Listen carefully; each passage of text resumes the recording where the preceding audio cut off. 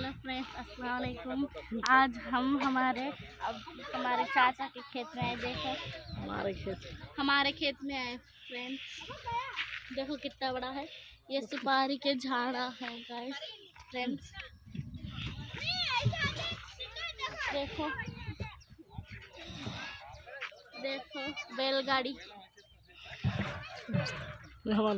ये हमारे दादी है फ्रेंड्स।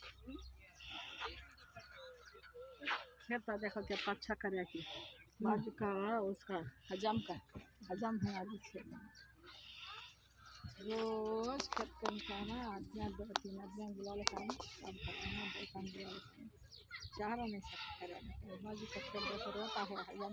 ये पानी है जाने का, डालने नाला बनाया। ये नाला। धूप को कितना तकलीफ क्या है काम देख लेना, धक्का देख लेना, ऑटो देख लेना, खेत देख लेना। हमें ऊपर से हमें बातें करना है कैसे डालेंगे।